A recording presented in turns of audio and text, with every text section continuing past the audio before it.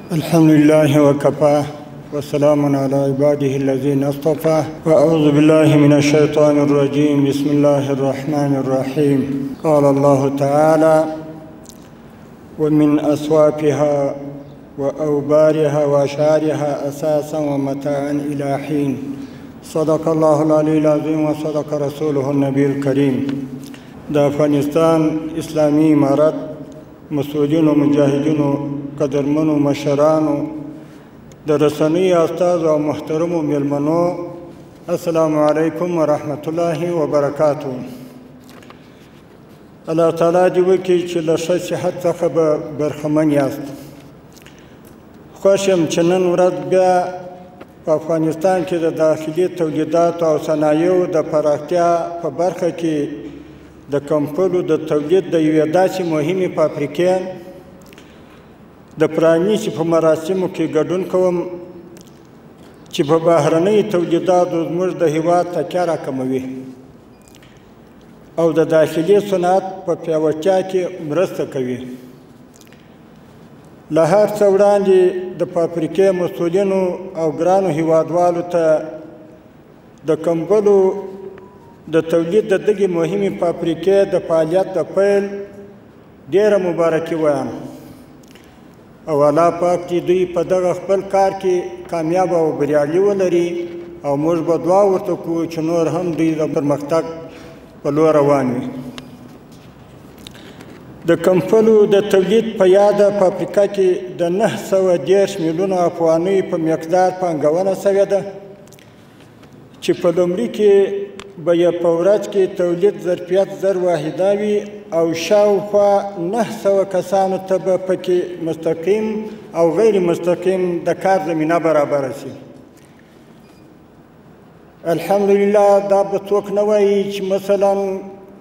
که د 10 انسانانو دپاره د کار خدمت طریقه برابره کړي دا موږ ته ډېر غټ ارزښت لري. دا ډېره غټه لاسته راوړنه ده ځکه زموږ هېوادوال که ګورو نورو بهرنیو هېوادونو را روان وي او څونه په یو ضلالت او څونه په یو ښاریو تکالیفو اخته کېږي. که موږ دغه کوشش وکړو په خپل ملک کې د خپلو هېوادوالو دپاره د کار زمینه برابره کړو موږ به انشاءالله دې ته تر هر څه ترجیح ورکړو ځکه په دې کې د انسانانو د ژوند ژغورل دي. تاسې هم اورئ موږ یې هم اورو چې کوم انسانان پردیو هېوادونو له ځي نیس په هغه خپل مطلب ته رسېږي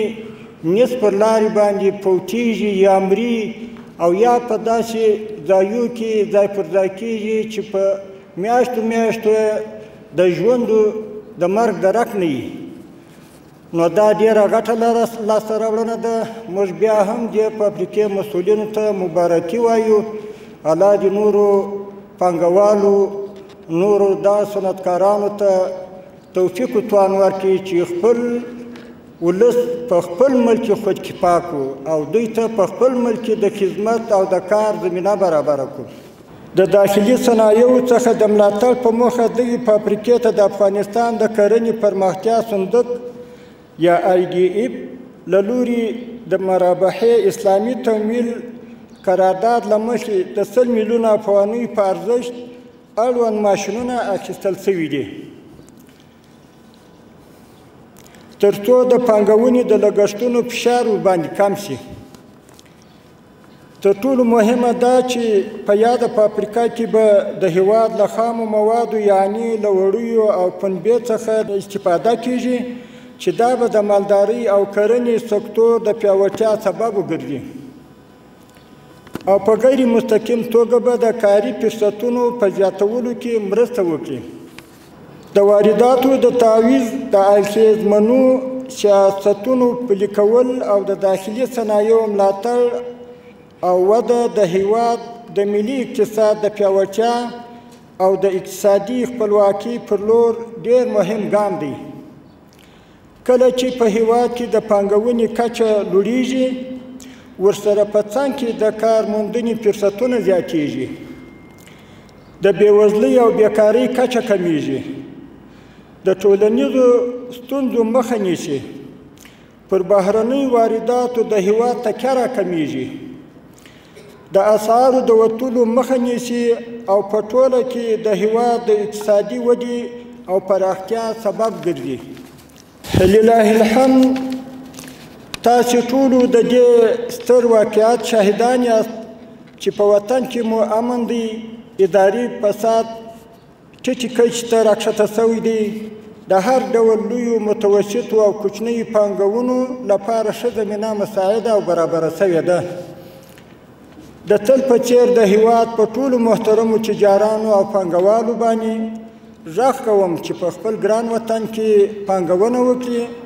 په دې سره به مو له یوې خوا خپل مشروع کاروبار پیل کړی وي او له بلې خوا به مو د هېواد د اقتصادي ودې سره اړینه مرسته کړې وي. په پای کې د نوموړي فابریکې له مسؤلینو څخه مننه کوم چې په هېواد کې دا مهمه پانګونه کړې ده او له دوی څخه په ټینګار غواړم چې د تولیداتو په برخه کې خپل ملي مسؤلیت په سمه توګه سرته ورسوي او د هېوادوالو ته د منل سوي معیارونو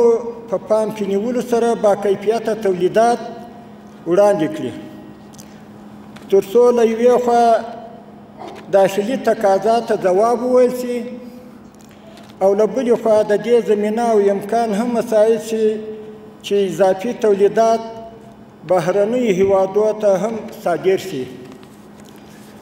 د افغانستان د اسلامي امارات په استازیتوب د دې تولیدي فابریکې مسؤلینو او نورو ټولو پانګوالو ته یو ځل بیا ډاډ ورکوم چې اسلامي امارات